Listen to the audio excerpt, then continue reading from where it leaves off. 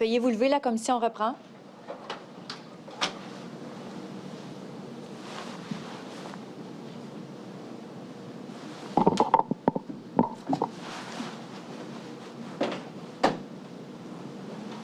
Vous pouvez vous asseoir. Alors, Monsieur le commissaire, pendant la pause, j'ai reçu là, une, bon, je ne saurais pas jusqu'à dire série de questions. J'ai reçu 7 questions avec quelques sous-questions de la part de la SAQ. Les parties sont, les avocats des parties se sont rencontrés de la société de M. Fortin et de la commission.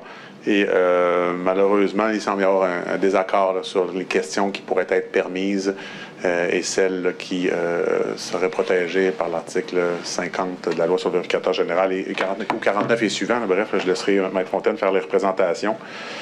Donc, on a quand même un horaire chargé. Ce que je vous soumets peut-être, c'est qu'on pourrait entendre les parties faire des représentations dans un délai maximal pour pas qu'on y passe l'après-midi et vous pourriez prendre le temps en délibéré. On pourrait en commencer avec l'AMP et si les questions sont permises, à ce moment-là, comme vous savez, nos audiences se poursuivent là, cette semaine, mais après ça, à Québec, le 13 mai. Donc, on pourrait à ce moment-là, si le témoin est disponible, ou on a ouvert une autre formule, mais mon point, c'est de ne pas empiéter trop sur le temps de la commission pendant que vous allez trancher la question. Là.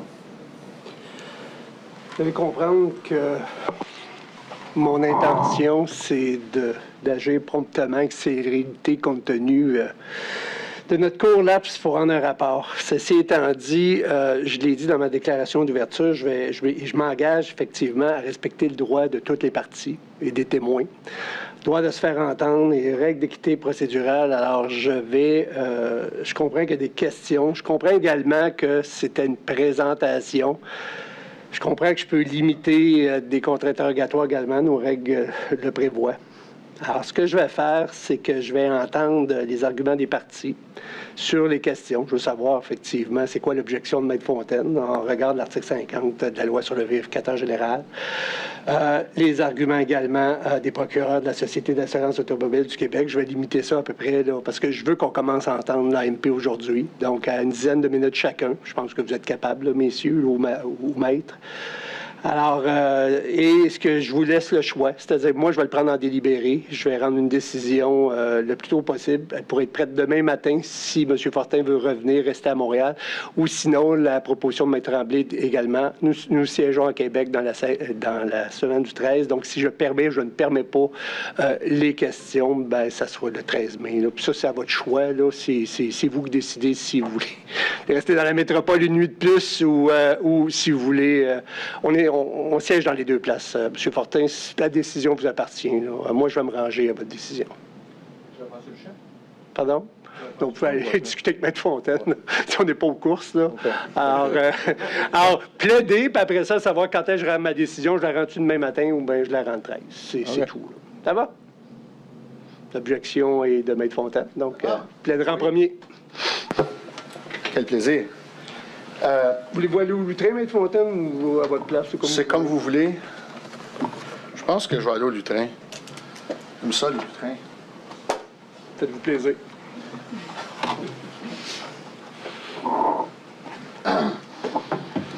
Je vais même utiliser le crayon de la commission. Non, c'est pas vrai. Là, j'ai laissé les questions là-bas, mais je vais... Excusez-moi.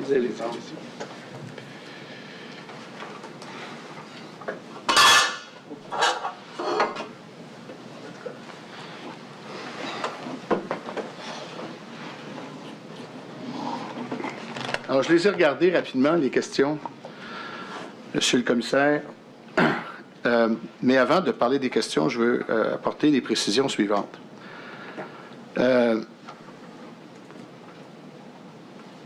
Monsieur Fortin n'a pas fait l'objet d'une assignation parce que nous avons convenu avec les procureurs de la commission, avec la commission, de venir présenter le rapport. Et je pense que j'ai été clair ce matin dans mes représentations d'ouverture à l'effet que l'objet de la séance d'aujourd'hui visait à présenter le rapport et rien d'autre. Et quand je dis rien d'autre, évidemment, le rapport est public. M. Fortin s'y est référé constamment. M. Fortin a expliqué ce que le rapport contient sans nécessairement en sortir. En tout cas, il a pris bien garde de ne pas sortir. Et ça faisait partie, je vous dirais, Monsieur le commissaire, de ce que j'appellerais le contrat quasi-judiciaire entre nous, c'est-à-dire que l'objectif était de présenter le rapport. On m'a même dit qu'il n'y avait pas de contre-interrogatoire, qu'il n'y avait pas de questions autres que celles de la commission, ou à tout le moins des questions de précision qu'on anticipait très mineures. Je reviens aux questions. J'ai regardé les questions et, mis à part la première, je les ai regardées rapidement, pour moi, toutes les autres visent maintenant à entrer dans le processus, dans tout ce qui entoure le processus de la vérification du vérificateur général. Même la première, en réalité, cherche une confirmation qu'on n'aura pas de problème à donner quant à savoir si c'est un audit de performance, si ça comprend un audit de conformité. Je pense que le rapport le dit déjà. Mais toutes les autres questions se rapportent à l'exercice de vérification ou touchent à l'exercice de vérification, parfois de loin, parfois de près, parfois directement. Je vous ai parlé de l'article 49 ce matin et je vous ai dit dans quel contexte nous sommes ici aujourd'hui. On aurait pu ne pas venir du tout. J'aurais pu vous assigner. Vous auriez pu m'assigner. Non, mais vous comprenez, vous auriez pu nous assigner, on aurait pu contester. La question n'est pas là. La question est la suivante. L'article 49 prévoit que le vérificateur général ou son représentant est investi, alors on peut interroger toute personne nécessairement, est investi à cette fin des pouvoirs et de l'immunité d'un commissaire nommé en vertu de la loi sur les commissions d'enquête. La raison pour laquelle j'ai référé à 49, c'est qu'il n'y a pas que 50 qui est important. Pas que la question de l'immunité prévue à 50, il y a la question de ce qui est prévu à l'article 49. Et l'article 50 qui parle évidemment de l'immunité. Maintenant, l'article 49, qu'est-ce que ça veut dire? J'ai malheureusement une seule copie, mais je vous l'enverrai dès que j'arriverai. Évidemment, je vais vous parler de la décision de la Cour d'appel de mars 2024 dans l'affaire Termitus, que vous connaissez sans doute. Alors, dans l'affaire Termitus, il est question du protecteur du citoyen et des pouvoirs du protecteur du citoyen et de ce qu'on peut demander au protecteur du citoyen. Alors, la deuxième question dans les motifs d'appel au paragraphe 16 parle du secret du délibéré et la Cour d'appel va discuter du secret du délibéré. Voici ce que la Cour d'appel va dire. D'abord, elle cite le paragraphe ou l'article 25 de la loi sur le protecteur du citoyen qui est identique à l'article 49. Alors, je ne vous le lirai pas, que 25, c'est à peu près la même chose, sauf qu'il faut changer le mot vérificateur général par protecteur du citoyen. Au paragraphe 21, la Cour dit « L'immunité accordée est prévue à l'article 16 de la loi sur les commissions d'enquête, que vous connaissez sans doute. Alors, les commissaires jouissent de la même immunité et les mêmes privilèges que les juges de la Cour supérieure pour tout acte ou fait omis dans l'exécution de leurs devoirs. » Ce que ça veut dire que par l'application de l'article 16 de la loi sur les commissions d'enquête et par le jeu de l'article 49 de la loi sur le vérificateur général, le vérificateur général bénéficie de ce qu'on appelle le privilège du délibéré, du privilège de l'exercice de son travail et de sa fonction d'enquête et de sa fonction de délibéré. Paragraphe 22. La Cour d'appel dit que par ce procédé, le législateur garantit aux représentants du protecteur, ici c'est du vérificateur général, un cadre leur permettant d'échanger librement dans un climat de confiance lors de l'élaboration des rapports d'enquête. Ici, c'est lors de l'élaboration des rapports du vérificateur général. En faisant référence à l'immunité accordée aux juges, le législateur a l'intention de protéger leur indépendance. C'est de ça dont il est question ici.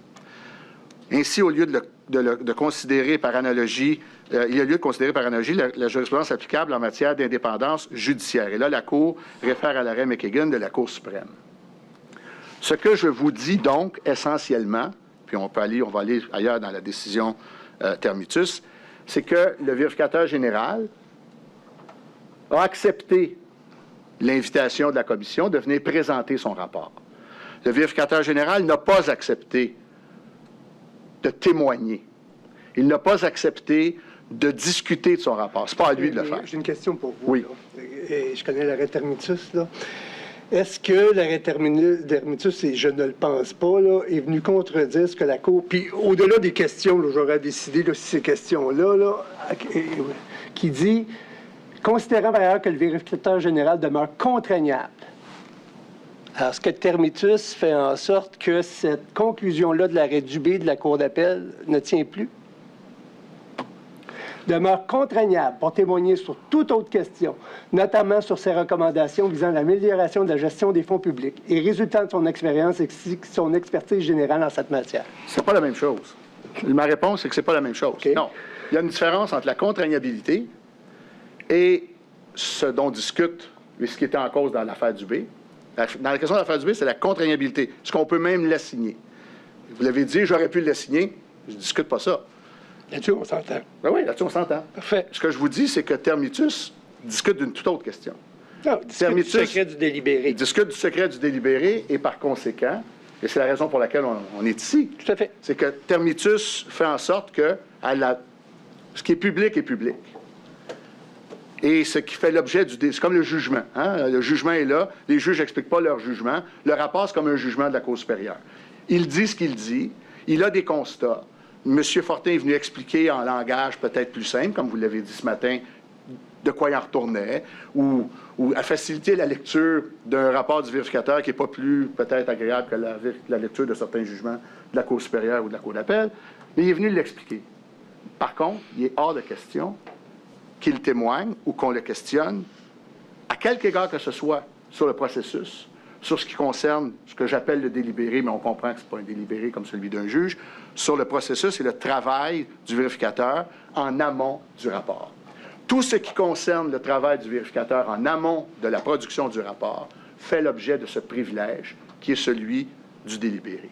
Et ce privilège du délibéré, c'est ce que la Cour d'appel reconnaît dans Termitus, et c'est ce à quoi je m'objecte quand il est question des questions 2 et suivantes qui sont proposées en l'espèce. Je peux continuer à vous lire une partie de l'arrêt Termitus, mais... Non, ça va bien. Ça va très bien. Il me semble que... Je pense que vous avez fait votre point. Vous êtes rentré dans votre 10 minutes. Je rentre toujours dans le temps. Faites la prise. Merci, M. le commissaire. D'abord, c'est un secret pour personne. Les plus hautes instances de la Société d'assurance auto ont émis des réserves par rapport aux différents constats du vérificateur général. Et il est de l'intention de la Société d'assurance auto de faire ressortir ces réserves lors de la preuve des éléments factuels du dossier. On a accepté de se prêter à l'exercice ce matin, de vous exposer, de permettre que vous soyez informés de la teneur du rapport du vérificateur. Mais ces réserves, en ce qui nous concerne, demeurent. Notre désir est de permettre aux témoins de préciser des éléments de ces affirmations qu'il a faites tout au long de son témoignage quant à l'exposé du rapport. Et rien de plus. Notre désir n'est pas d'entrer dans les renseignements obtenus dans le cadre de l'exercice des fonctions du témoin.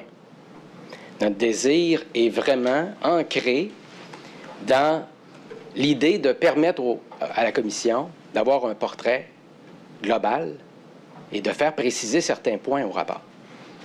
Il n'est pas question d'aller chercher des renseignements auxquels on n'aurait pas accès par ailleurs. Et ce qui est exprimé par la Commission, c'est ni plus ni moins de permettre au public d'avoir les idées claires, d'avoir une compréhension vulgarisée du rapport. On s'inscrit dans cette même perspective. Et je comprends les aspects ou les préoccupations du tribunal quant à la gestion du temps. Ça, je pense que ça va de soi.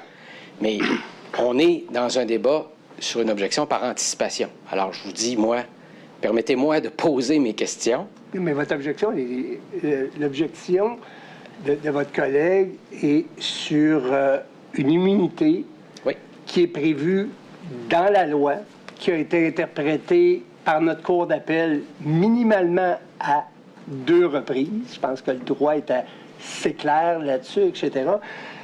Il y a des questions, effectivement, quand je regarde Dubé au niveau de la contraignabilité, parce que le fait qu'on l'ait invité, là, il est devant moi, là, il est obligé de répondre. Oui. Je pense qu'on s'entend tous là-dessus. Là, je veux bien être gentil. Là, j'ai pas fait d'invitation à personne. J'ai des pouvoirs de contrainte. Je ne l'ai pas utilisé dans ce cas-ci, mais il est devant moi, je pourrais l'obliger à répondre. Là-dessus, on s'entend. Ceci étant dit, je dois quand même rentrer dans les périmètres, effectivement, de l'arrêt Termitus, c'est-à-dire que le VG a des pouvoirs de commissaire enquêteur au sens de la loi sur les commissions d'enquête en tant que telles, et le fait qu'il les exerce, ben c'est comme un juge de la Cour supérieure. Il a les privilèges et l'immunité d'un juge de la Cour supérieure. Donc, permettre d'entrer là-dedans, pensez pas que c'est un dangereux précédent, ça, Maître Laprise?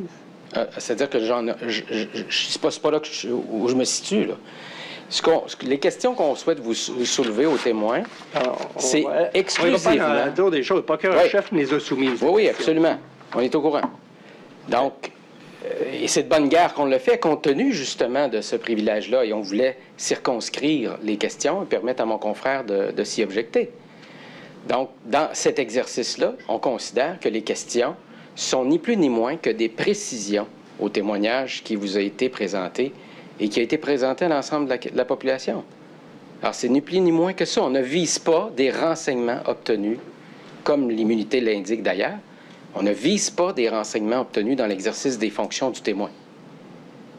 Et si le témoin estime qu'il doit référer à de tels renseignements, il le soulèvera. Et j'ai aucun problème avec ça. Mais à supposer que l'intention de la commission, c'est de présenter le rapport, bien encore faut-il qu'il y ait des précisions qui puissent être apportées par la Société d'assurance auto. Mais, juste avant, là, j'ai pas une certaine limite dans mon mandat quand on me dit que je dois prendre en compte les travaux du vérificateur général. J'aimerais peut-être juste vous entendre là-dessus, Maître Laprise. Ça va me permettre dans mon délibéré. Merci de votre question, parce qu'effectivement, on peut légitimement, à la lumière de votre mandat, vous devez tenir compte des constats.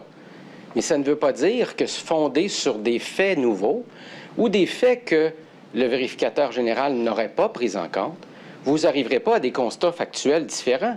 Je pense que l'exercice même de la commission d'enquête commande à ce que vous ayez cette liberté-là. Ce que vous ayez cette liberté, à la lumière de l'ensemble des éléments de preuve qui vont vous être communiqués, dont ceux de la Société d'assurance auto, d'arriver à des conclusions différentes.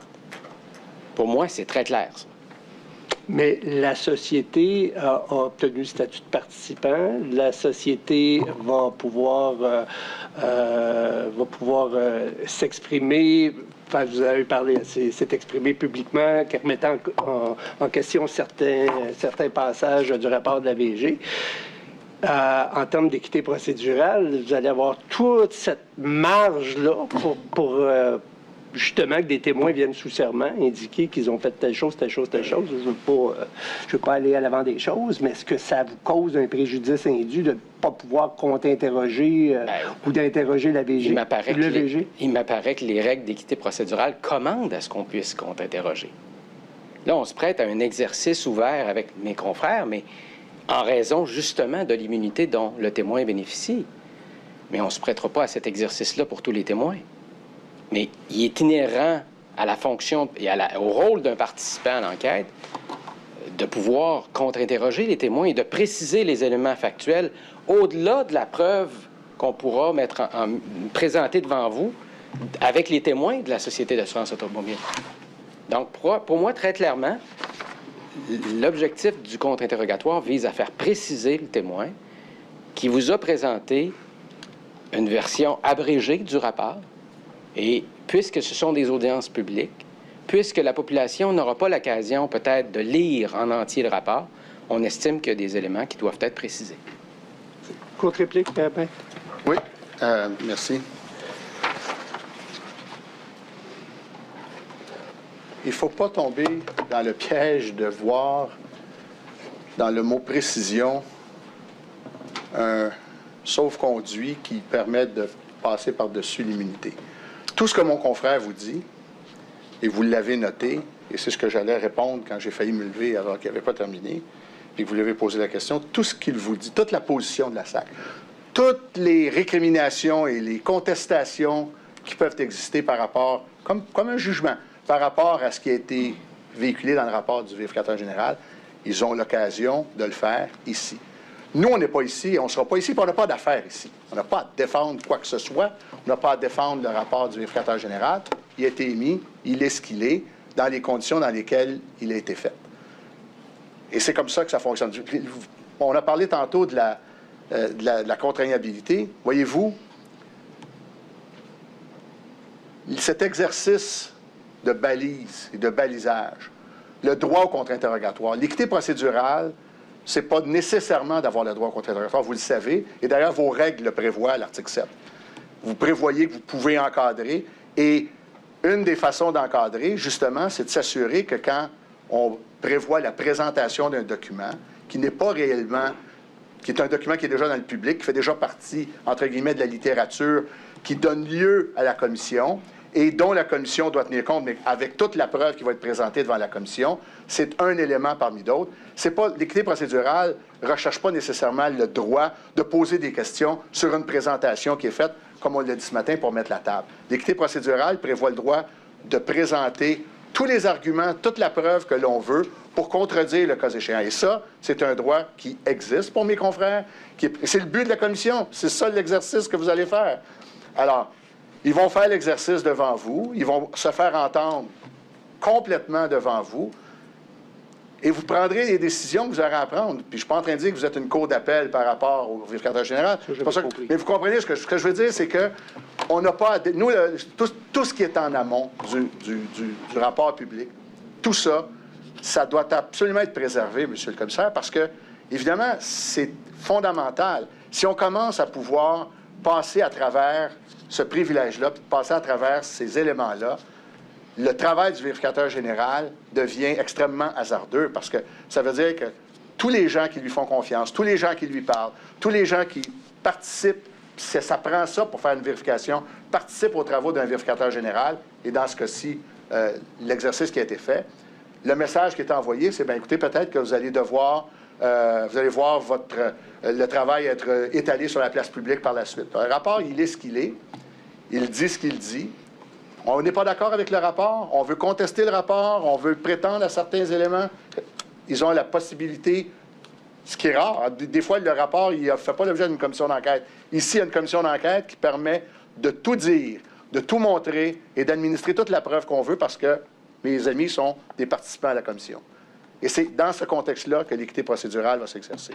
Pas avec un contre-interrogatoire qui viendrait chercher des précisions. Alors, un vrai contre-interrogatoire, ça ne cherche pas des précisions, ça cherche des contradictions. Alors, le contre-interrogatoire qui cherche des précisions, d'abord, ça n'en est pas un. Alors, c'est encore moins équitable, ou ça participe encore moins de l'équité procédurale que de dire l'équité procédurale requiert un contre-interrogatoire. Mais non, c'est des précisions que vous voulez. Vous les ferez valoir, les précisions, avec la preuve, avec les témoins que vous ferez entendre. Et c'est ça, l'équité procédurale, c'est que vous allez avoir le droit de vous faire entendre et de présenter toute la preuve et de contredire tout ce que vous voulez contredire. Voilà. Parfait.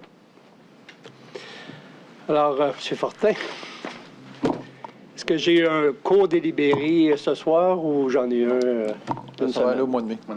Mois de mai? Mois de mai. Parfait. C'est moi qui peux pas.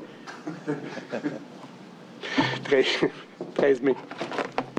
Vous allez me redonner la date exacte, c'est ça? Tout à fait. 13 mai, on est à Québec. C'est le 13 mai à 9h30, mais je serai en contact avec Maître Fontaine de On Gauchien. va... Parfait. On va vous aviser. Pour l'instant, merci beaucoup. Merci de votre présence aujourd'hui, M. Fortin. C'est plus fort éclairant. Merci beaucoup.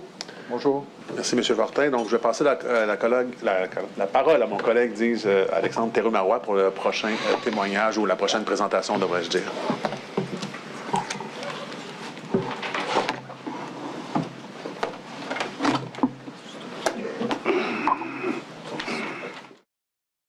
Je pense qu'il y a eu un bouton qui a été pesé par erreur, alors on va le remettre normal. S'il vous plaît. C'est peut-être moi, là. Oh, oui. Ça va? Ça va. Je ne sais pas si maintenant l'avocate de l'Autorité des marchés publics avait une mise au point également à faire avant de commencer. En fait, juste une question de précision, Monsieur le commissaire, par rapport à l'article 36.1. Simplement que le témoignage de nos enquêteurs, ça ne veut pas dire qu'une renonciation à invoquer 36 points de notre loi constitutive à l'égard d'autres personnes ou entités que la Commission. Tout à fait. Puis s'il y a un débat, ben, on aura le même débat qu'on a eu tantôt. Exactement. Parfait. Parfait. Alors, Monsieur le Commissaire, je commencerai avec nos enquêteurs experts, peut-être à tour de rôle. Madame Lortie, Monsieur Chouinard, là, présenter votre parcours professionnel ainsi que vos rôles, vos fonctions à l'heure actuelle à l'Autorité des marchés publics. Je travaille à l'Autorité des marchés publics comme enquêteuse experte depuis les 2 dernières années à la direction de la vérification et des enquêtes des marchés publics. Auparavant, j'ai travaillé pendant 10 ans au sous-secrétariat aux marchés publics du secrétariat du Conseil du Trésor à titre de conseillère experte aux marchés publics. Je me suis occupée, entre autres, de la formation législative portant sur le volet de la reddition de comptes. Je me suis occupée du registre des entreprises non admissibles au contrat public. J'ai aussi fait du service conseil durant ces 10 années-là, donc je possède un cumul de 12 années d'expérience en marché public. Bien.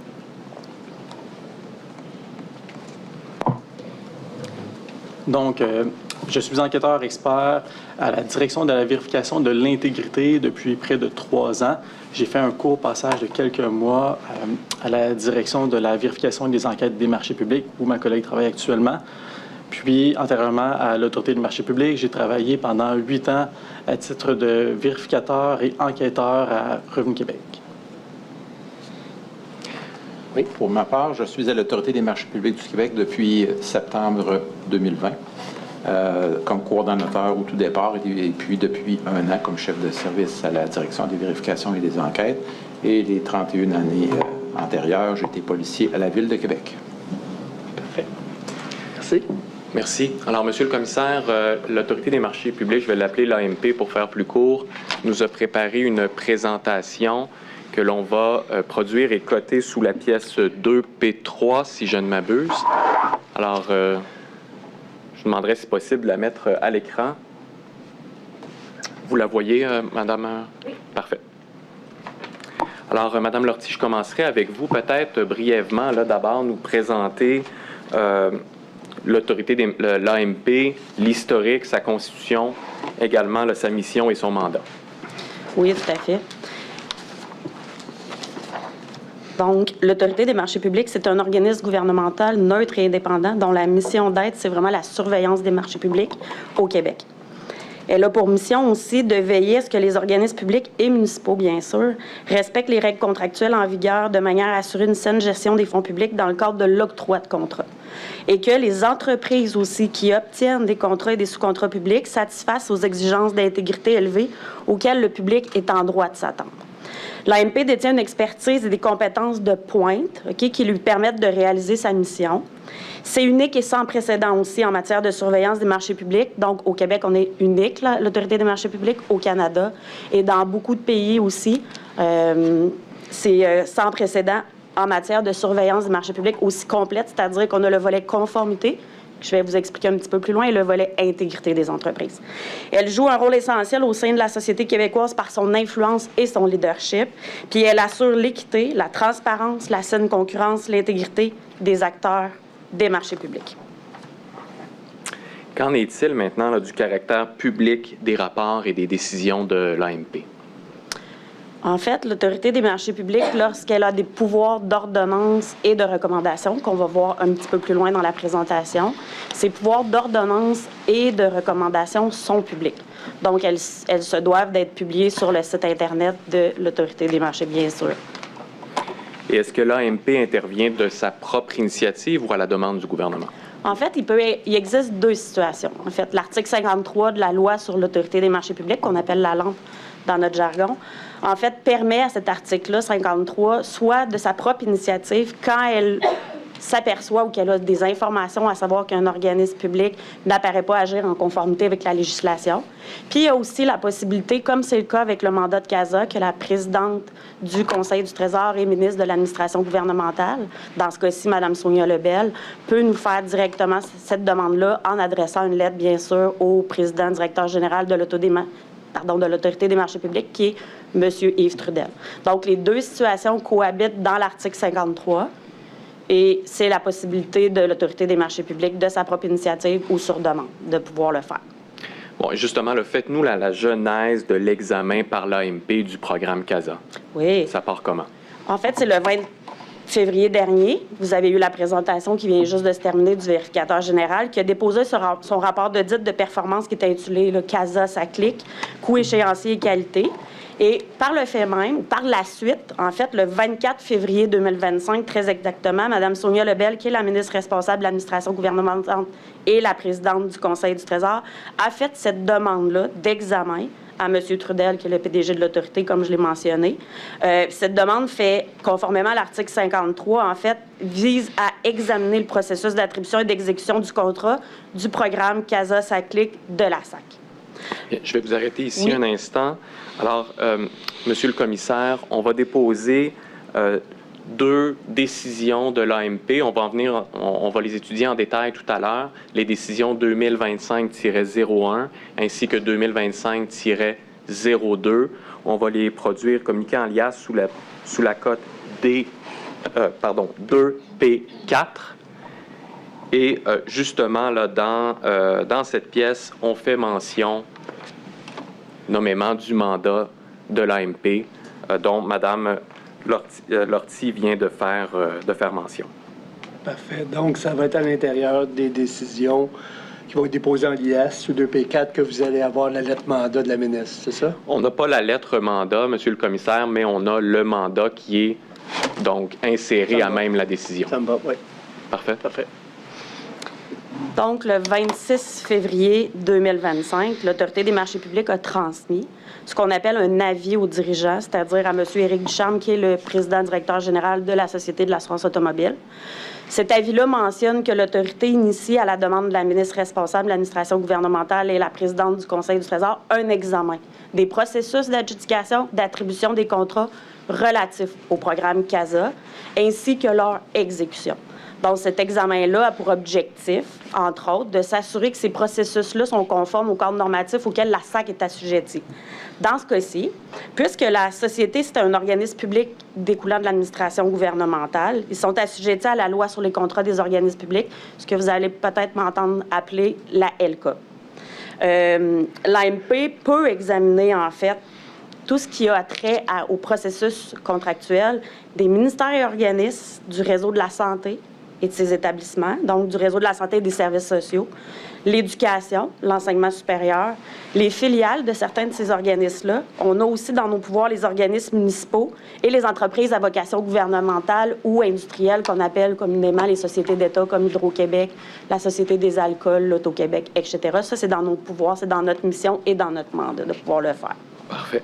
Donc, à ce stade-ci, maintenant, je vous demanderais de nous présenter là, un résumé de vos observations sur le programme CASA qui faisait l'objet de votre mandat. Oui, puisque le volet CASA, en fait, est vraiment là, au cœur même de notre mandat d'examen, on va vous présenter ce sujet-là, puisque c'est vraiment le sujet de notre examen.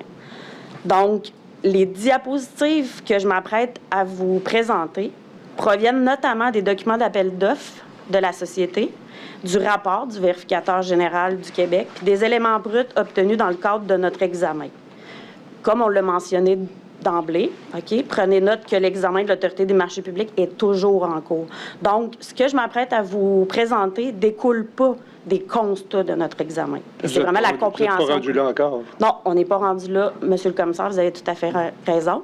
Puis c'est vraiment là, ce qu'on a, en fait, c'est public. C'est vraiment la compréhension qu'on a de notre sujet qui, bien sûr, en gestion contractuelle, va nous emmener à faire le lien avec l'évaluation des besoins. Donc, on a besoin de bien comprendre notre sujet pour pouvoir, après, commencer, en fait, à faire notre examen des processus contractuels. Puis ça débute toujours. Qu'un organisme, en fait, agisse ou n'agisse pas en conformité avec la loi, quand on débute un examen, l'Autorité des marchés publics va toujours, par les enquêteurs, vérifier si l'évaluation des besoins, comment elle s'est faite, si elle est adéquate et rigoureuse, comme l'article 2 de la LCOP le demande. Donc, dans l'article 2 de la LCOP, c'est les grands principes de la loi, c'est vraiment le cœur même de notre loi. Donc, à ce moment-là, on va toujours débuter nos examens en vérifiant l'évaluation. Parfait. En 2015, la vice-présidence aux technologies de l'information était le maître d'œuvre d'un programme de transformation organisationnelle qui visait 2 points. mettre en place un nouveau modèle d'affaires à la SAC, parce que la SAC, en fait, avait des processus de solutions et non pas des processus d'affaires intégrés. Donc, ils voulaient mettre en place un nouveau modèle d'affaires et ils voulaient aussi, par le fait même, renouveler les principaux systèmes d'information, là, tant administratifs que de soutien à la mission. Je vous arrête ici un instant, oui. Mme Lortie. Quand vous parlez ici de la vice-présidence aux technologies de l'information, est-ce que c'est une partie de la société ou c'est un individu ici? En fait, la vice-présidence aux technologies de l'information, c'est le titre de cette vice-présidence-là lorsque le mandat de CASA a débuté. Maintenant, elle s'appelle la vice-présidence à l'expérience numérique. Et la vice-présidence, en fait, avait un vice-président à cette époque-là qui était M. Carl Malenfant, qui est arrivé à la Société de l'assurance automobile en 2013. Maintenant que M. Malenfant a quitté, c'est Mme Caroline Foldesbus, qui est la vice-présidente à l'expérience numérique. Et M. Malenfant, à cette époque-là aussi, lorsqu'il travaillait à la Société, était le directeur de CASA. Très bien. Et là, vous avez fait mention de 2015. Est-ce qu'il y a, puis on y reviendra plus en détail là, tout à l'heure, mais est-ce qu'il y a des étapes préalables à l'année 2015? Est-ce qu'il y a des choses qui se sont passées avant cette date-là? Oui. En fait, je ne peux pas vous en parler en détail parce que présentement, c'est en cours d'examen. Ce que je peux vous dire, par contre, c'est que préalable à 2015, il y avait déjà, en fait, des actions qui ont été posées par la Société. Et en 2014, en fait, il y a eu cette décision-là de la part du CA, je vais vous le présenter dans quelques instants, de dire vraiment, OK, on fait une transformation organisationnelle. Ce qu'il faut comprendre, c'est que la Société de l'assurance automobile est constituée de 3 entités, en fait. Donc, la Régie de l'assurance automobile, le Bureau des véhicules puis le contrôleur routier. Quand ils ont été intégrés à la Société de l'assurance automobile qu'on connaît aujourd'hui, chacun de ces domaines d'affaires-là avait son propre système informatique. Puis c'est à ce moment-là que la SAC, en 2014, a fallu qu'il se pose la question de savoir s'il voulait rénover un domaine d'affaires ou s'il voulait rénover à ce moment-là et faire une transformation organisationnelle. Fait que oui, au préalable, avant 2015, il y a quand même eu certaines réflexions, décisions au niveau gouvernemental, là, puis au niveau de la gouvernance aussi de la société qui ont été posées à cet effet-là. Merci. Alors, je vous laisse poursuivre avec le programme de transformation organisationnelle. Comme je vous l'ai mentionné un petit peu plus tôt, la société fonctionnait par des processus de solutions, puis ont décidé de passer, en fait, en processus d'affaires. Fait qu'à partir d'un besoin, c'est un ensemble d'activités qui conduisent à un résultat. Auparavant, il y avait, je vous donne un exemple très concret, M. le commissaire, c'est qu'auparavant, il y avait plus qu'un dossier client qui existait à la société. Maintenant, avec leur transformation organisationnelle, je vais vous parler dans quelques instants de CASA un petit peu plus en détail, mais ce qu'ils voulaient, dans mon exemple, c'est un dossier client pour toute la Société de l'assurance automobile. Donc ça fait partie vraiment de la transaction. Pour bien vous suivre, est-ce que c'était un dossier client par secteur d'affaires? Ça pouvait arriver. Par contre, comme je suis encore en cours d'examen avec nos équipes, on est encore en élaboration, fait que je ne peux pas vous en parler plus en détail. Ouais. Ça fait partie des... Oui, tout à fait. De notre travail d'examen des processus contractuels. Fait que le programme de transformation organisationnelle, il a été élaboré puis approuvé avec un double objectif. Donc, c'est de permettre à la SAC de faire évoluer ses solutions d'affaires en processus d'affaires intégrés, puis de positionner aussi la SAC dans l'actualisation de ses pratiques d'affaires, puis dans la mise en place d'un contexte favorable au support puis à l'évolution de la société.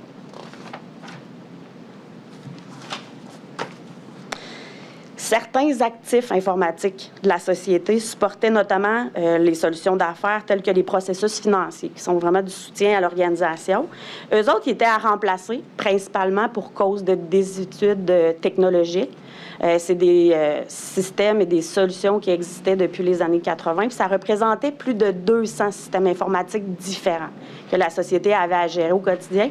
Et ils devaient avoir recours à plus de 17 affichages dans différents systèmes pour pouvoir servir leur clientèle. Fait que le but, en fait, de cette transformation organisationnelle-là, c'était d'offrir par CASA un levier stratégique puis d'accroître la performance de l'organisation. Un processus financier, en fait, entre autres, parce que leur processus financier était en désuétude technologique, c'est vraiment la colonne vertébrale d'une organisation avec le volet des ressources humaines aussi. Donc, c'est pour ça, en fait, qu'ils se sont tournés pour leur domaine financier. Puis ce domaine financier-là aussi, avant que j'oublie de vous le mentionner, est toujours en interrelation avec d'autres domaines d'affaires de la société. D'autres domaines d'affaires comme l'indemnisation des accidentés ou l'accès au réseau routier, pour vous faire 2 exemples concrets. La SAC aussi, elle a différents canaux de service. Okay? Elle a des réseaux téléphoniques, elle a de l'Internet, des portails, elle a des réseaux avec les corps policiers, elle a des réseaux cellulaires. En fait, elle a même un réseau intragouvernemental. Puis elle a besoin aussi auprès de ses clientèles. Donc, la SAC doit se desservir et faire affaire pas juste avec les citoyens. Elle doit aussi offrir des services aux ministères, aux organismes, aux villes, aux municipalités, les entreprises financières, les mandataires, les concessionnaires automobiles, pour vous donner quelques exemples. Donc, en images, dans quelques instants, je vais pouvoir vous montrer, en fait, concrètement, tel que publié dans les documents d'appel d'offres par la société elle-même, un peu. En fait, ce que je viens de vous expliquer, résumé vraiment en une image. Attendez un instant, on va le mettre. Parfait, je pense qu'on l'a à l'écran, l'image dont... Oui, c'est exactement ça. En fait, si c'est avant la transformation organisationnelle, c'est vraiment 3 domaines d'affaires, 3 entités, comme je vous ai mentionné. Ce sont des processus par solution au lieu d'être des processus d'affaires intégrés. Puis la SAC aussi avait, dans ce portrait-là que vous avez, c'est là qu'on va retrouver, entre autres, avec mon exemple, elle avait des dossiers clients différents.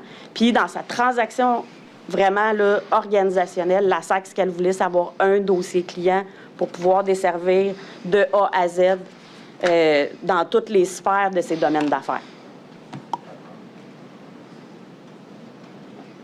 Fait que pour pouvoir réaliser cette transformation organisationnelle-là avec leur levier stratégique, la SAC, elle devait définir différentes avenues de solutions possibles.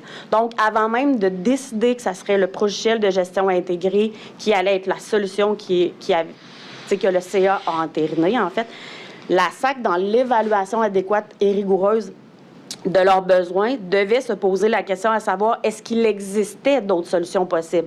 Comme par exemple... Je vais simplement vous arrêter un instant. Situez-nous dans le temps à ce moment-là. On est en quelle année là, lorsque... On est avant 2015, donc 2014 et les années antérieures. Parfait. Une des avenues de solution, c'était l'utilisation de logiciels, mais il devait se poser la question à savoir, est-ce que je pouvais répondre à mon besoin, par exemple, en faisant du développement maison ou en faisant l'acquisition de divers logiciels qui provenaient, par exemple, d'un même fournisseur. Un logiciel de gestion intégrée... Oui, en fait, juste si vous permettez un instant ici, là, ce que vous nous dites, finalement, c'est que le PGI qui va être... Donc, vous allez nous expliquer ce que c'est exactement, mais ce n'était donc pas la seule option possible à ce moment-là, en 2014. Il y avait d'autres avenues qui étaient possibles pour la société. Oui. Lorsqu'un organisme public, en fait, M. le commissaire, fait l'évaluation adéquate et rigoureuse de ses besoins, elle doit se poser la question et elle doit vérifier. Pour qu'ultimement, avant même de lancer ces processus d'acquisition, elle puisse dire « voici la solution que nous avons déterminée étant la meilleure pour l'organisation ». Et comme l'évaluation des besoins doit être adéquate, rigoureuse et bien documentée, bien, elle doit à ce moment-là venir en processus contractuel dire « j'ai choisi cette solution-là, voici pourquoi ». Puis, à ce moment-là aussi, elle va être capable d'expliquer pourquoi les autres solutions n'étaient pas des avenues intéressantes ou qui n'étaient pas des avenues possibles pour la société à ce moment-là. Et là, rappelez-nous quelles étaient les autres options possibles que vous avez identifiées? Soit le développement maison ou tout simplement acquérir divers logiciels qui pouvaient, en fait, de différentes façons et en plusieurs logiciels, offrir sensiblement les mêmes services qu'un logiciel de gestion intégrée. C'est juste qu'ils ne sont pas intégrés, c'est des logiciels qui cohabitent et qui sont indépendantes les uns des autres. Bon, mais là, on comprend que c'est un PGI, donc ça va être l'option retenue. Et je vous ai interrompu alors que vous étiez sur le point de nous expliquer ce qu'était un PGI. Oui, en fait... moi, je veux juste être sûr de ce que vous dites. C'est-à-dire que la seule obligation que l'organisme a, c'est de faire une évaluation plus grande de ses besoins. Donc, c'est elle qui décide à la fin de la journée si elle s'en va en PGI ou pas. Là. Tout à fait. On s'entend, c'est juste la seule obligation, c'est de faire cette vérification-là et de la documenter. Oui, une de ses premières obligations processus contractuel, en fait, M. le commissaire, c'est de faire cette évaluation-là. Puis une évaluation des besoins, en fait, je vais l'expliquer, puis je reviendrai après au PGI.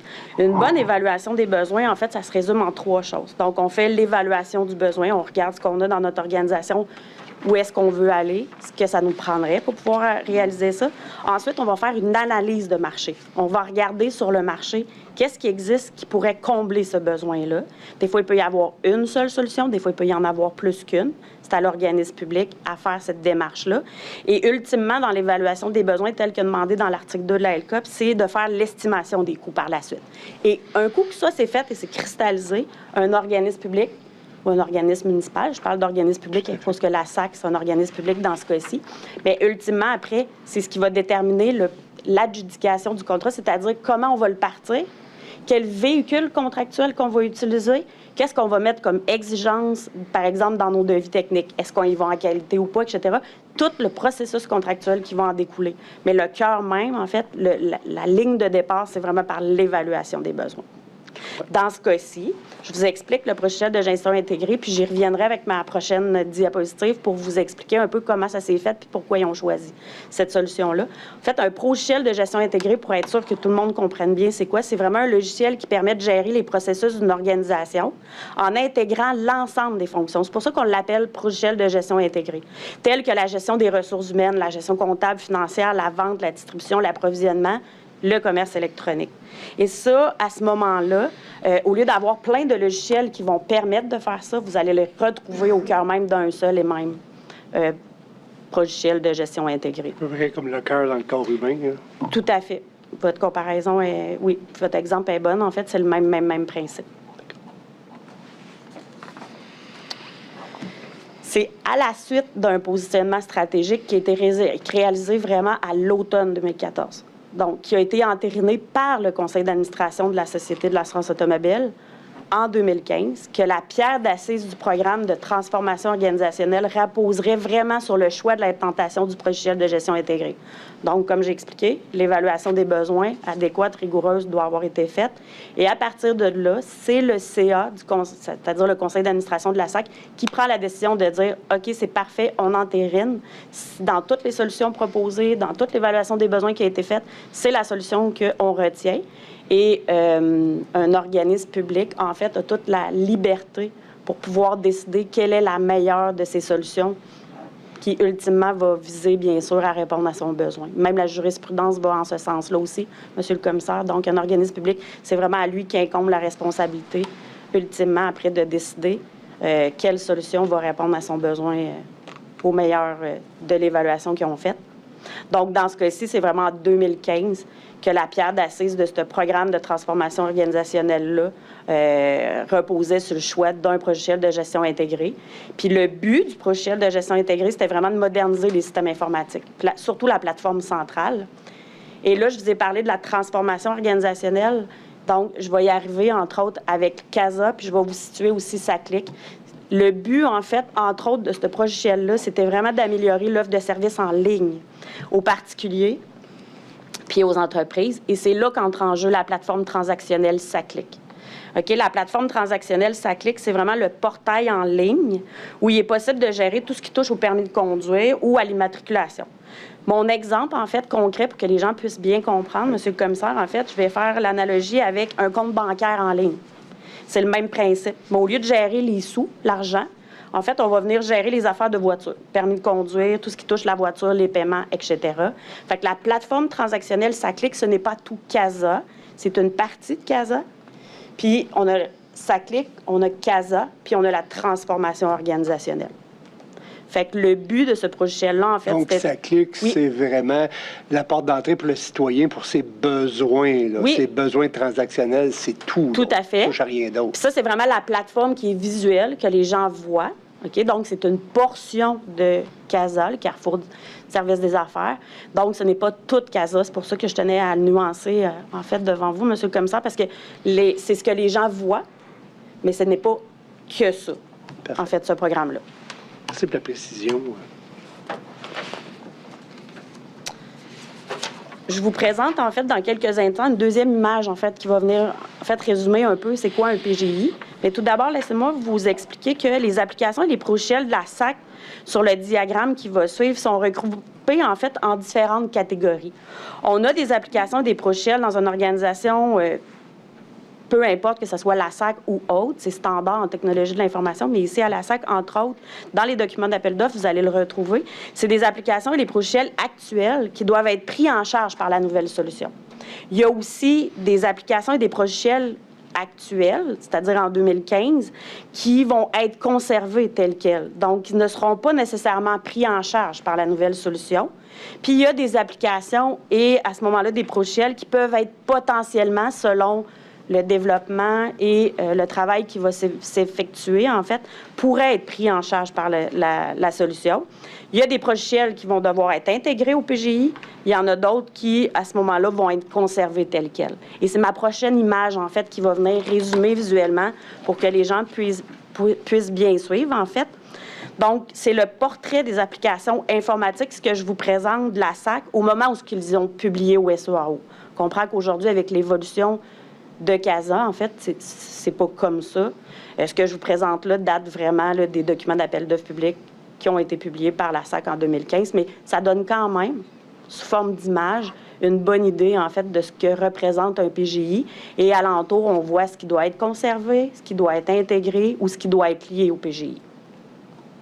Peut-être nous expliquer là, la différence, peut-être on n'ira pas ligne par ligne, mais donc dans l'image, il y a ce qui est en blanc, ce qui est en bleu. Oui. Simplement en fait, nous faire la distinction entre les deux. Bien, il y a des applications, en fait, du patrimoine intégré. En fait, ce qui apparaît en bleu-vert, en fait, c'est vraiment le cœur même du PGI, donc le logiciel de gestion intégrée. C'est tout ce qui va être intégré dans ce logiciel-là. Tandis que ce que vous voyez en satellite alentour, vous en voyez où il n'y a pas de petites lignes. En fait, c'est des applications et des solutions qui vont être conservées telles quelles, qui ne seront pas intégrées au PGI. Et par exemple, sur l'image, Monsieur le commissaire, à gauche, vous allez voir certaines applications et solutions qui ont des petites lignes. C'est-à-dire qu'eux ne seront pas intégrés dans le PGI, mais ils vont être liés au PGI. Fait qu'il y a comme ces trois situations-là, en fait, qui vont venir cohabiter. Donc, on comprend que bien que la SAC a fait l'acquisition d'un logiciel de gestion intégrée, ça ne veut pas dire que ça couvrait tous les besoins des applications. Il peut y avoir des applications pour X, Y raisons qui font en sorte qu'ils vont continuer à cohabiter. On ne met pas toutes les solutions informatiques de la SAC directement au cœur même du processus, du logiciel de gestion intégrée, pardon. Bon, mais là, vous nous avez bien dit, là, pour rappel, que l'image qu'on voit ici, c'est pas, pour reprendre une analogie de la construction, c'est pas les plans tels que construits, ça, ici. C'est ce qui était émis pour soumission au départ en 2015. Tout à fait. C'est les images, en fait, qu'eux autres mêmes ont mis, la SAC, dans les documents d'appel d'offres publics pour être sûr, à ce moment-là, que les soumissionnaires potentiels puissent comprendre la portée, l'évaluation des besoins, en fait, où est-ce que la SAC veut s'en aller avec ça, et tout autre document, là, ce n'est que des images, mais il y a tout autre document aussi, là, qui vient en appui et en soutien de ça, Monsieur le commissaire. Donc, en résumé, en fait, la SAC, elle a donc mis en place ce qu'on appelle le programme Carrefour des services d'affaires. Puis ce logiciel de gestion intégrée-là aussi, avant que j'oublie de vous le mentionner, avait deux volets. Le logiciel de gestion intégrée financier, comme eux sont allés, en fait, acquérir, a toujours un volet à faire. C'est-à-dire que de base, ça vient paramétrer avec un grand livre, section budget, facturation, compte à recevoir. Mais c'est sûr qu'il allait avoir du développement. Pour pouvoir apporter cette solution-là dans l'organisation et pour pouvoir l'arrimer avec les besoins de la société de l'assurance automobile, bien, il y avait un volet TI qui vient avec le logiciel. Quand on acquiert un logiciel, ça ne vient pas automatiquement, ça ne se connecte pas. Il y a du développement, il y a de la programmation à faire. Donc, en plus du volet à faire, le logiciel de gestion intégrée devait aussi avoir un volet TI qui se composait en deux thèmes distincts, donc les services technologiques puis les composantes structurantes aussi, les processus d'affaires, l'application, information des données, sécurité, qui est propre à la société. Donc, quand même bien qu'on acquiert un logiciel de gestion intégrée, il faut quand même penser que ça vient avec du développement, parce que ça c'est pas on pèse pas sur un piton, monsieur le commissaire, puis ça rentre en fonction le lendemain de l'achat. C'est pas comme ça que ça fonctionne. Fait que, dans ce cas-ci, puis on va le voir un petit peu plus loin, je vais vous le présenter lorsqu'on va parler concrètement des processus contractuels et des étapes qui ont mené à cette acquisition-là. Je vais pouvoir vous en parler plus en détail. Bien, alors maintenant que vous nous avez éduqués sur le programme CASA, on va voir ensemble la chronologie des événements. Donc, sommairement, vous nous amenez, si je ne m'abuse, au départ à l'année 2014.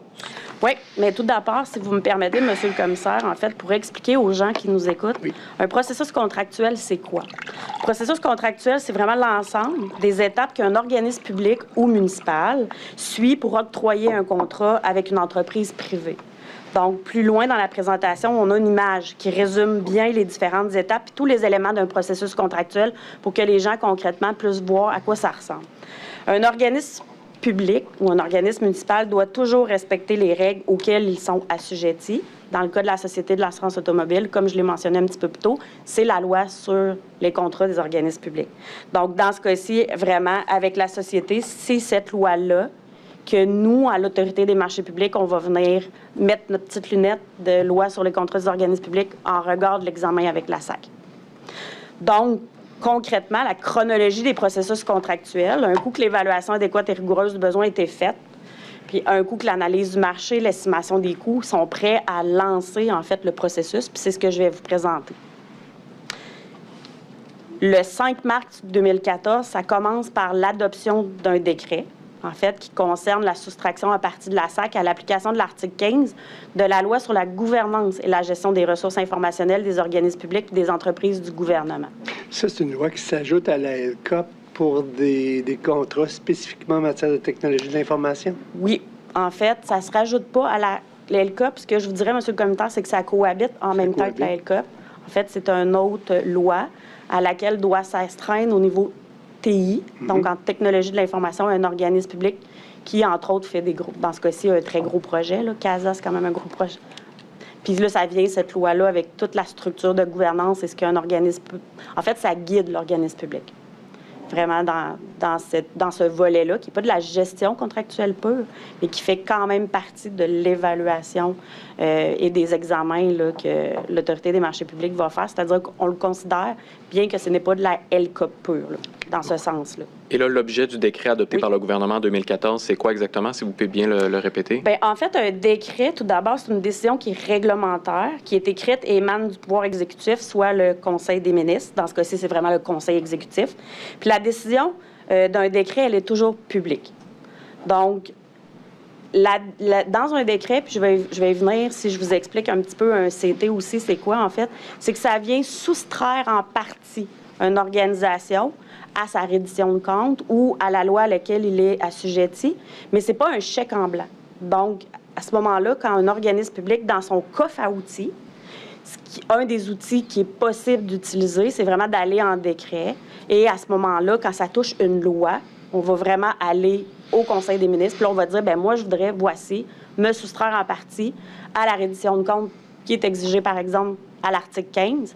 Puis, à ce moment-là, le Conseil des ministres ne va jamais signer un chèque en blanc. C'est que, oui, ils vont dire, OK, on vous soustrait pour toutes les raisons que vous allez mettre dans votre analyse, mais on va vous exiger des contreparties, puis vous ne pouvez pas faire ça de n'importe quelle façon non plus.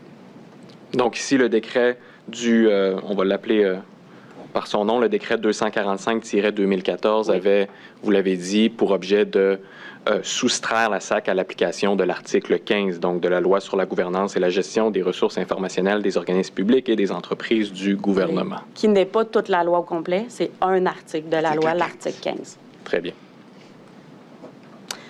Par la suite, le 28 mars 2014, dans le système électronique d'appel d'offres du gouvernement du Québec, en fait, le SEAO, qui est vraiment, en fait, dans la réglementation, dans la législation de la LCOP, c'est le véhicule dans lequel on doit venir publier.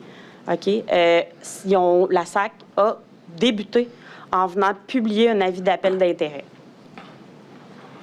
Un avis d'appel d'intérêt, en fait, pour les gens, pour que je puisse expliquer correctement, c'est vraiment, à ce moment-là, dans le coffre à outils d'un organisme public, un autre outil qu'ils ont à leur disposition pour, en fait, venir explorer un nouveau marché qu'ils connaissent moins bien, puis qui, pour un organisme public qui désirait obtenir des commentaires des entreprises sur un marché très précis. Habituellement, lorsqu'on lance un processus contractuel, il y a des séances d'information où est-ce qu'on peut rencontrer de façon informelle les organismes publics, les entreprises privées, pour pouvoir répondre à leurs questions, leurs interrogations, mais on ne peut pas échanger directement avec les entreprises privées. Cet outil-là, qui est l'avis d'appel d'intérêt, permet de le faire. C'est qu'on a une idée à peu près de ce qu'on veut avoir. À ce moment-là, le 28 mars 2014, c'était avec le logiciel de gestion intégrée. On pense que c'est la solution. Mais ce qu'on veut faire, en fait, c'est qu'on veut échanger avec les entreprises pour être sûr. Il nous manque certaines informations, on veut en valider d'autres. Donc, on va utiliser cet outil-là pour pouvoir le faire. C'est pas un mode de sollicitation comme un appel d'offres public, OK? Dans le but là, de conclure un contrat. Ça l'engage la société à absolument rien. Un appel d'intérêt, en fait, c'est vraiment un outil qu'on a pour pouvoir nous aider à compléter l'évaluation adéquate et rigoureuse du besoin que je vous parle depuis le début, en fait. Fait que c'est un point de plus qui vient nous aider, qui vient clarifier certaines choses pour qu'après, lorsqu'on lance l'appel d'offres public, on ait vraiment toutes les informations nécessaires qu'on a de besoin. C'est très complet, Mme Lortie, mais peut-être je reviendrai sur un élément. Donc, vous avez parlé justement de la définition des besoins. Vous en avez parlé à plusieurs reprises dans votre présentation. Est-ce que c'est la même chose qu'un appel d'intérêt ou c'est différent? Faites-nous, là, si le cas échéant, les différences entre la définition des besoins et un appel d'intérêt. Est-ce qu'un appel d'intérêt peut constituer l'entièreté de la définition des besoins? Non. À elle seule, un avis d'appel d'intérêt ne peut jamais constituer. Puis ça ne veut pas dire non plus qu'un organisme public qui utilise cet outil-là de faire un avis d'appel d'intérêt fait en sorte qu'il a fait une bonne évaluation des besoins. Non. C'est un outil mis à sa disposition, mais il doit y avoir autre chose. À elle seule, un avis d'appel d'intérêt ne peut pas répondre, en fait, à cette exigence-là législative de l'article 2, de dire, bien, j'ai publié un appel d'intérêt, voici, ça fait en sorte que j'ai une bonne évaluation des besoins. C'est juste un autre outil qu'on a à notre disposition comme organisme public pour pouvoir aller chercher des informations puis venir préciser ce qu'on a de besoin à ce moment-là. Très bien. Le 21 avril 2015, la Société de l'assurance automobile est allée, en fait, devant cette fois-ci, on appelle ça un CT pour Conseil du Trésor, et ils ont été autorisés à conclure un contrat selon un processus d'appel d'offres public qui comporte des modalités particulières permettant d'assurer la qualité des produits des services professionnels retenus pour la modernisation de ces systèmes dans le cas de CASA, tout en respectant les principes énoncés de ce que je vous parle depuis le début, l'article 2, le cœur même de la loi sur les contrats des organismes publics. Okay, donc, peut-être juste prendre un pas de recul, oui. Nous dire d'abord qu'est-ce que c'est un CT. Vous nous avez dit ça émane du Conseil du Trésor, oui. Mais plus concrètement, là, le processus. Je vous en parle, M. De façon générale, je ne veux pas rentrer dans le détail du document ici. C'est une demande adressée, en fait, au Conseil du Trésor au moyen d'un gabarit qu'on appelle un CT général, dans le but de déroger à un règlement, à une directive, à une politique qui découle de la loi sur les contrats des organismes publics.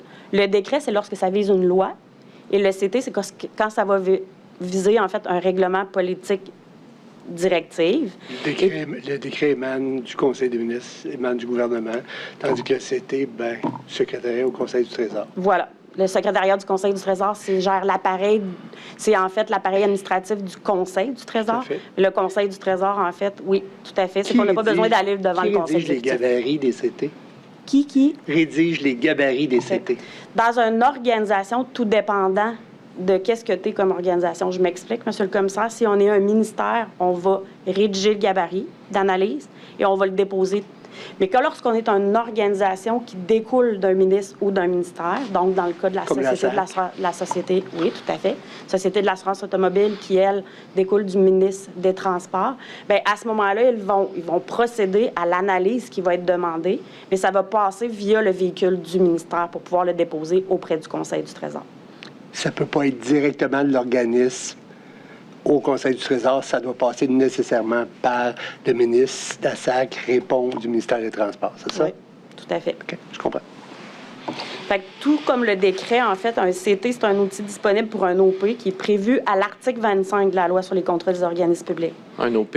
Un organisme public, pardon, ou un organisme, dans ce cas-ci, municipal, qui va passer par le ministère des Affaires municipales.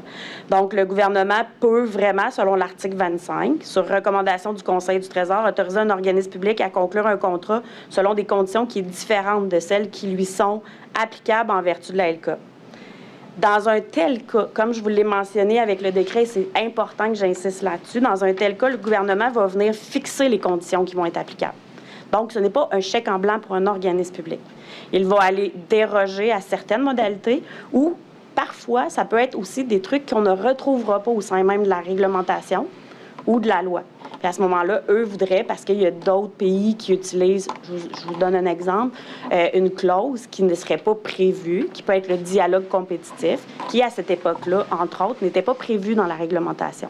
Si eux savent que c'est un véhicule qui existe, qu'ils voudraient utiliser, peuvent faire cette demande-là. Fait que c'est pas toujours non plus nécessairement ou automatiquement fait pour déroger à des articles de loi qui sont prévus, mais ça peut être aussi, dans ce cas-ci, d'apporter l'idée de dire, nous, dans notre processus, voici comment on aimerait le faire, puis si vous nous l'autorisez, on va rajouter ça, par exemple. Mais si vous nous en parlez aujourd'hui, c'est qu'il a été autorisé en 2015, ce CT-là. Bien, c'est en cours d'examen, donc je ne peux pas répondre à la question pour l'instant de ce qui a été prévu dans le CT ou ce qui ne l'est pas prévu. Sauf que vous avez dit que c'était public. Le décret est public, M. le commissaire, mais le CT est confidentiel, OK, pour une période de 25 ans. Donc, c'est pas comme le décret. Le décret, en fait, publiquement, on peut aller le chercher, le décret, puis vous allez pouvoir le lire. Ce qui va emmener au décret, les mémoires qui peuvent être déposées ou autres documents, lui, va être confidentiel, à moins que le conseil exécutif veuille lever cette confidentialité-là. Mais un CT, c'est un peu différent, en fait. C'est que ni l'autorisation, ni l'analyse qui est déposée au Conseil du Trésor va être rendue publique. Et de la façon que ça fonctionne, lorsque le Conseil du Trésor rend sa décision, bien, il va envoyer la décision, en fait, au ministère qui va, le faire redescendre, va le faire suivre au sein même de la société dans ce cas-ci.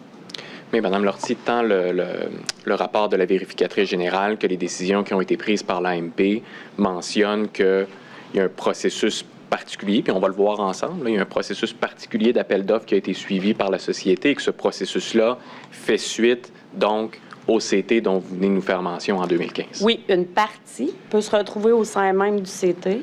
Bien, comme je vous l'ai mentionné, étant donné qu'on est dans le cours d'examen, je ne peux pas vous dire tout ce qui a été demandé, ni tout ce qui a été respecté ou fait par la suite lorsque la société a obtenu cette société-là, en fait, du Conseil du Trésor. Donc, il faudra obtenir le détail du CT pour savoir exactement qu'est-ce qui en retourne puis qu'est-ce qui est prévu. Tout à fait. Okay. On va poursuivre donc maintenant avec justement le processus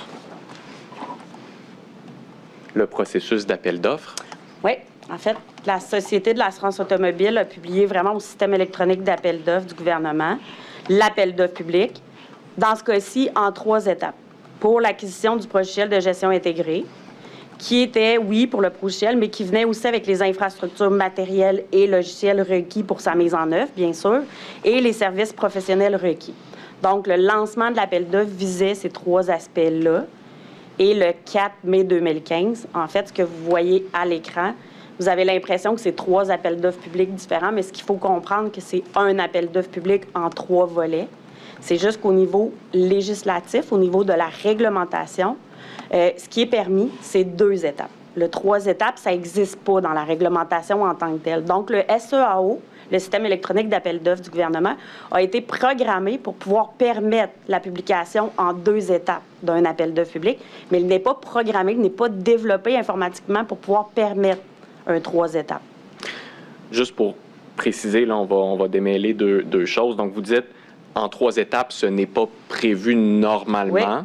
Bon, mais comme vous l'avez expliqué, il y a tout de même une possibilité d'obtenir un CT en vertu de l'article 25 de la LCOP qui pourrait faire en sorte qu'on procède en 3 étapes. On ne va pas plus loin. Tout à fait. Votre exemple est bon. On ne va pas plus loin que ça. Mais là, maintenant, oui, il y a une difficulté, je qualifierais de technique, c'est-à-dire que comme la loi ne le prévoit pas, bien, le SAO, techniquement, n'est pas capable de le publier en 3 étapes. C'est ce que vous nous dites? Exact. OK. C'est vraiment ça, M. le commissaire. Fait que c'est vraiment clérical, là. C'est administratif que le SAO ne le permet pas. C'est pas que ça déroge, en fait, à rien. Donc, la société, pour pouvoir faire cette publication en 3 étapes-là, a fait une étape A, qui est un avis d'appel d'offres public, une étape B, en avis d'appel d'offres public, et l'étape C, vous le voyez apparaître à l'écran, c'est l'avis d'appel d'offres sur invitation, qui a été le mode de sollicitation qu'ils ont utilisé pour pouvoir, en fait, faire leur appel d'offres public en 3 étapes, telles quelles. Parfait. Donc, amenez-nous d'abord et avant tout à l'étape A. Oui. L'étape A, tout d'abord, c'était vraiment pour acquérir le logiciel de gestion intégré, okay, ce qu'on appelle avec un éditeur. Donc, les entreprises qui vendent des logiciels de gestion intégrés. Dans ce cas-ci, il y en a eu 3 entreprises privées qui ont déposé leur soumission. On a Microsoft, on a Oracle et la compagnie SAP. Qui sont 3 éditeurs. 3 éditeurs de logiciels de gestion intégrée, tout à fait. Et à ce moment-là, bien, ce que je vous ai fait apparaître à l'écran, Monsieur le commissaire, c'est en rouge, on voit Oracle et SAP avec des crochets. Parce que c'est comme ça que ça apparaît, entre autres, au système électronique d'appel d'offres. C'est pour dire que ce sont les 2 éditeurs qui se sont qualifiés. L'appel d'offres public, en fait, ne demandait pas un prix à cette étape-là, demandait de passer le processus de qualité. Donc, à ce moment-là, après décision du comité de sélection, c'est vraiment la solution d'Oracle et la solution de SAP qui ont été qualifiés et qui pouvaient passer ultimement, je vais y revenir, à l'étape C. Donc, Microsoft, à cette étape-ci, qu'est-ce qui advient de Microsoft? En fait, Microsoft a déposé sa soumission, mais n'a pas passé la qualité. Donc, à ce moment-là, sa soumission a été tout simplement rejetée. Très bien. Le 23 juin 2015, en fait, c'est la publication de l'étape B. Donc, l'avis d'appel d'offres public pour préqualifier un intégrateur. Un intégrateur, c'est une entreprise qui est certifiée sur un PGI. Donc, par exemple, on peut avoir une entreprise intégrateur qui est certifiée autant pour un PGI de SAP qu'un PGI d'Oracle. Puis ça peut arriver aussi qu'un intégrateur soit certifié seulement dans une des solutions. Puis ça peut arriver aussi qu'un intégrateur puisse être certifié pour plus qu'un PGI. Donc, dans ce cas-ci, dans l'étape B, en fait, c'était pour fournir les services professionnels pour le personnaliser, le PGI, l'exploiter, faire l'évolution et le soutien technique jusqu'en 2027. C'est ce qui est prévu dans les documents d'appel d'offres. Eux ne fournissent pas le PGI, ils fournissent les services professionnels qui accompagnent, si on veut, l'acquisition du PGI par la société. Oui, Monsieur le commissaire, qui vont venir personnaliser le PGI puis qui l'adapter aux besoins de la Société de l'assurance automobile. Dans ce cas-ci, on a eu 4 entreprises qui ont déposé des soumissions, soit Accenture, CGI, Deloitte et LGS. J'ai marqué en parenthèse IBM parce que LGS et IBM, c'est l'entreprise privée, en fait. Eux sont des intégrateurs et ces 4 soumissionnaires-là ont passé la qualité. C'est pourquoi vous les voyez en rouge avec des crochets. Ultimement, en fait, la dernière étape de cet appel d'offres-là a été publiée au SEAO, au système électronique d'appel d'offres, le 15 octobre 2015. Et dans cette 3e étape-là, ce qu'on voulait, c'était une alliance. Donc, c'est quoi une alliance? En fait, c'est quand l'éditeur et l'intégrateur vont, en fait, conclure le contrat, les 2 ensemble. Et à ce moment-là, ils pouvaient faire des alliances. C'est-à-dire qu'on pouvait retrouver un éditeur avec plus qu'un intégrateur, comme ce que vous voyez à l'écran. Je m'explique. CGI a déposé une alliance avec Oracle et Deloitte avec SAP, puis LGS, IBM avec SAP. Et dans les documents contractuels de cet appel d'offres-là, c'était permis de pouvoir le faire. Et là, Mme Lortie, pour qu'on se comprenne bien ici, on utilise le terme « alliance » entre guillemets dans votre présentation. Je comprends, puis là, je vais verser dans le juridique un peu, là, mais l'alliance n'est pas une personne morale en tant que telle. C'est pas une nouvelle entité, une nouvelle entreprise. C'est vraiment, on a 2 sociétés, c'est-à-dire ici, là, par exemple, LGS et SAP, qui font alliance entre elles, mais qui ne créent pas un consortium en tant que tel. Non, mais ça peut être permis dans les documents d'appel d'offres, Monsieur le commissaire, en fait. Ils peuvent se constituer juridiquement ou rester non constitués juridiquement. Ça, c'est laissé à leur discrétion. Dans les documents d'appel d'offres, entre autres, on a des clauses contractuelles qui parlent de ça et qui le permettent, en fait. Donc, qui laissent la liberté aux entreprises de pouvoir se constituer ou pas juridiquement. Okay. Et là, selon votre compréhension, là, qu'est-ce qui est advenu de... Est-ce que c'est le cas? Je ne peux pas vous confirmer à ce moment-ci, puisqu'on est en examen, donc je ne détiens pas cette information-là. Mais quand vous dites là, que c'est permis, donc je vois ici, SAP est avec Deloitte, SAP est avec LGS, ça aurait pu aller avec CGI, en fait, ça aurait été possible. Oui, tout à fait, en autant que l'intégrateur soit certifié pour pouvoir travailler sur les PGI offerts par Oracle, SAP ou Microsoft. À la limite, si Microsoft aurait passé, oui, dans notre exemple, c'est exactement ça. C'est-à-dire que SAP, parce que ce qu'il faut comprendre, c'est que le standard en gestion contractuelle, c'est qu'une entreprise privée ne peut pas déposer plus qu'une soumission. C'est ça. OK? Exceptionnellement, ici, c'était permis de le faire. Justement par la complexité que représentait cette acquisition-là. Donc, il n'y a pas de firme d'éditeurs qui vont offrir, en fait, la solution complète jusqu'à l'intégrer directement à la société dans un organisme public. Donc, on n'a pas le choix de faire l'acquisition par un éditeur et, bien sûr, requérir au service professionnelle par un intégrateur. Fait que c'est pour ça qu'on appelle ça l'alliance, en fait. Donc, l'alliance, c'est pas le terme que nous, à l'Autorité des marchés publics, on a qualifié. Cet appel d'offres-là, c'est vraiment le terme qui est utilisé par la Société de l'assurance automobile dans ses documents contractuels, publiés au SAO. C'est vraiment comme ça qu'il le qualifie, il qualifie ça d'alliance. C'est pour ça que dans cette situation-là, il est permis à l'entreprise SAP de pouvoir déposer, en fait, 2 soumissions. Bien, justement, regardons-les, les soumissions. Donc, on voit d'abord une première alliance qui est CGI, qui est un intégrateur, si je ne me trompe pas. Oui. Avec Oracle, qui est l'éditeur. Oui, tout à fait. On voit une deuxième alliance qui est Deloitte, l'intégrateur, avec SAP, qui est l'éditeur. Oui. Et là, on voit une troisième alliance qui, on comprend, celle qui va obtenir le contrat. Donc, LGS, qui est l'intégrateur. Et là, on voit une deuxième fois SAP comme éditeur. Tout à fait. C'est exact, M. le commissaire. Puis aussi, en fait, comme je vous l'ai mentionné, là, c'est pas un rejet automatique, c'est pas considéré comme ayant déposé 2 soumissions. Dans ce cas-ci, c'est vraiment permis à ce moment-là, puis il n'y a aucun problème avec ça. D'accord. Monsieur le commissaire, moi, je serais très heureux de continuer, mais je veux pas non plus... il est 16h30, est-ce que... Bien, écoutez, là, on est avant. Là, vous resterez pour finir ce sujet-là ou vous passez carrément à une autre étape? C'est-à-dire que il nous resterait quand même là, quelques... Pour terminer la chronologie, on aurait besoin d'un bon 15 minutes encore. Là. Est-ce que ça va avec les parties? Ça va avec tout le monde? On continue. J'espère ne pas me tromper, mais... Fait. Parfait. Donc, on a gagné quelques minutes. Mme Lortie, on peut continuer par la suite avec la suite du processus. Comme mentionné, en fait, pour l'étape A et l'étape B, on voit en rouge, en fait, que c'est ultimement LGS IBM avec SAP qui a remporté l'appel d'offres public. Donc, c'est eux qui vont créer l'alliance, c'est eux qui vont ultimement signer le contrat cadre. Donc, mais avant d'arriver au contrat-cadre, je comprends qu'il s'est passé certaines choses. Il y a d'autres étapes, M. le commissaire, en fait, avant d'arriver au contrat-cadre. En fait, le 31 mars 2017, est arrivée la conclusion, en fait, de ce que la Société de l'assurance automobile appelle l'entente de principe.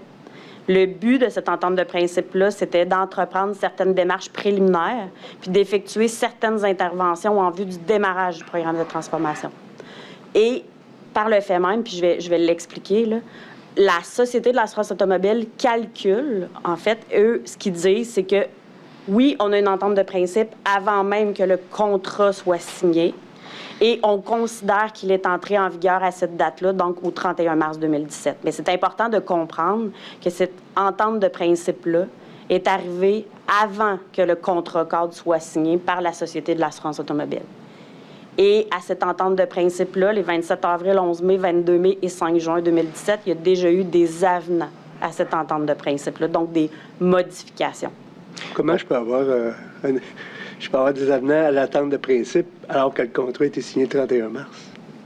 Effectivement, là, pour l'instant, la Société de l'assurance automobile le calcule comme ça, mais je ne peux pas vous donner d'explication en détail, M. le commissaire, parce qu'on est en cours d'analyse et en cours d'examen par l'Autorité des marchés publics. Nous, on poserait des questions. On va quand même préciser quelque chose. Le 31 mars 2017, lors de l'entrée en vigueur du contrat-cadre, il n'est pas encore signé, le contrat-cadre. Tout à fait, M. le commissaire, c'est vraiment ça. Oui, il n'est pas encore signé. Donc, il n'est pas encore, dépendamment de la loi constitutive de la Société de l'assurance automobile, normalement, OK, et là, sous toute réserve, est considéré un contrat entré en vigueur lorsque les signatures sont apposées. Là. Mais dans ce cas-ci, je ne peux pas vous en parler plus en détail, comme je vous dis, parce qu'on est en cours d'examen. Mais par contre, je peux vous dire qu'effectivement, il est entré en vigueur avant sa signature. Et là, on a 3 avenants même qui vont être apportés avant la signature du contrat. Oui, 4 avenants avant même la signature du contrat. Ouais. Vous avez raison, 4 avenants, vous l'aviez dit. Évidemment, l'entrée en vigueur, les avenants, c'est, comme vous l'avez mentionné, avec l'alliance qui est composée de SAP et de LGS. Tout à fait. Bien. Alors, venons-y là, justement au fameux contrat-cadre. Le 14 juin 2017, c'est la conclusion et la signature du contrat-cadre avec l'Alliance d'un montant de 458,4 millions de dollars. fait, et qui se ventilent comme suit, là. C'est-à-dire qu'ils ont un montant, 87,8 millions, qui est pour les licences, droits d'utilisation infonuagique, services de soutien technique. On a 275,4 millions qui est pour les services de professionnels de mise en œuvre, exploitation et évolution du PGI. Donc, vraiment, les services professionnels offerts par l'intégrateur. On a 48,6 millions d'infrastructures matérielles et logicielles, là, qui incluent les droits de licence requis aux fins de leur utilisation, puis les services de soutien technique de maintenance relatifs à ceux-ci. Et on a aussi, dans le 458,4 millions de dollars, un 46,5 millions qui est pour des modules et des travaux complémentaires, le cas échéant. Donc, si la Société de l'assurance automobile se juge satisfait des travaux, peuvent, à ce moment-là, débloquer cette réserve-là d'argent qu'ils ont, le 46,5 millions, pour leur donner, le cas échéant, ces travaux-là qu'eux qualifient de complémentaires. Et, en fait, qui, le cas échéant, va être appliqué ou non selon le degré de satisfaction de la Société de l'assurance automobile. Bon, alors là, vous nous dites qu'au 14 juin 2017, le montant du contrat cadre est de 458 millions de dollars. On a entendu d'autres chiffres là, avec la présentation du vérificateur général adjoint. Pourriez-vous nous dire, là, le 458 millions de dollars ici, est-ce que c'est l'entièreté de l'enveloppe budgétaire, du budget du programme CASA? Okay. Il faut faire attention, en fait, Monsieur le commissaire, parce qu'il y a une distinction à apporter avec le rapport du vérificateur. C'est qu'en gestion contractuelle, lorsqu'on met nos lunettes de gestion contractuelle avec la loi sur les contrats des organismes publics, on est toujours, c'est-à-dire, on ne se projette jamais dans le financier, dans le budgétaire. Ce qu'on fait en gestion contractuelle, en fait, c'est qu'on prend les montants au moment de la conclusion et les montants qui, au moment de l'exécution, par exemple, s'il y a des modifications à apporter au contrat, vont s'ajouter. Il peut y avoir des modifications qui n'entraînent pas de dépenses supplémentaires, mais lorsqu'il y a des modifications qui entraînent des dépenses supplémentaires, à ce moment-là, on va venir les ajouter à la valeur du contrat cadre. Donc, on se distingue avec le vérificateur, parce que le vérificateur, en fait, lui, a mis sa lunette de vérificateur. Donc, lui, le financier, le budgétaire peut se projeter, peut faire de l'estimation de coûts. En gestion contractuelle, en fait, on prend dans un contrat le montant au moment de sa conclusion. S'il y a des options, s'il y avait des options, ils vont être considérés dans le montant. Puis à ce moment-là, en cours d'exécution, s'il arrive des dépenses supplémentaires, ils vont être ajoutés à ce montant. Vous, c'est les montants au contrat qu'on voit que vous déclinez. Voilà. Et le 46 500, c'est le 10 de contingence, c'est ça? C'est pas tout à fait la contingence, c'est différent. OK. C'est vraiment une enveloppe budgétaire qui se sont gardées au sein même du 458 millions, qui est prévu quand même, mais qui peuvent utiliser seulement s'ils se jugent satisfaits ou pas. Je comprends. Mais parlons quelques instants là, des frais, des ressources internes de la société pour le programme CASA. Donc, il y a des employés qui sont dédiés. Est-ce que ces frais-là sont inclus ou exclus du 458 millions qu'on voit ici? Je vous explique, en fait, M. le commissaire, c'est que le contrat est constitué, en fait, du contrat cadre qui inclut l'entente de principe et les avenants. Il inclut le contrat, la portion service professionnel entre la SAC, l'intégrateur, les annexes, le contrat de licence entre la SAC, donc SAP aussi et l'intégrateur, les documents d'appel d'offres puis la soumission. Donc, on ne parle pas ici des ressources internes de la Société de l'assurance automobile, puisque des ressources internes qui travaillent au sein même de cette organisation-là ne sont pas considérées comme de la gestion contractuelle. C'est des contrats de travail, donc les gens sont engagés. Et le volet ressources externes, en fait, c'est que la SAC, dans ses ressources internes en technologie de l'information, n'a pas assez de monde pour pouvoir combler ses besoins. Donc, ce qu'ils vont faire, c'est qu'ils vont engager des ressources externes, c'est du service professionnel, qui vont venir appuyer les ressources internes. Et en gestion contractuelle, dans ce cas-ci, les ressources internes ne sont pas calculées dans le montant de 458,4 millions de dollars.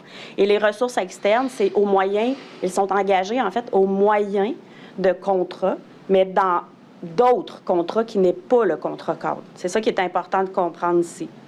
Donc, le 14 juin 2017, là, ici, le 458 millions de dollars, c'est une photo du contrat avec l'Alliance, mais par ailleurs, il faut comprendre que ça inclut également d'autres coûts du programme CASA, notamment des ressources internes et d'autres contrats avec des tiers. Oui, je peux vous donner des exemples. Oui, par exemple, dans les autres contrats qui sont liés à CASA, il peut y avoir, par exemple, les contrats avec les conseillers stratégiques. Donc, à ce moment-là, vous allez voir ces contrats-là dans un autre véhicule contractuel qui n'est pas l'appel d'offres public du contrat cadre. Il existe d'autres façons de conclure des contrats. Il existe l'appel d'offres sur invitation ou les contrats conclus de gré à gré. Et à ce moment-là, dans un autre véhicule contractuel, il va y avoir des contrats qui peuvent être, comme je vous donne un exemple, les conseillers stratégiques ou les ressources externes, donc des ressources qu'on a besoin d'engager pour pouvoir combler tous les besoins. Et il y a des besoins qui sont non couverts aussi, que la société a et qui vont aller dans ces moyens contractuels-là, là, combler leurs besoins. Fait que le 458,4 millions, c'est vraiment ce qui apparaît à l'écran. C'est vraiment les contrats qui excluent les ressources internes et les ressources externes et tous les autres contrats liés à CASA.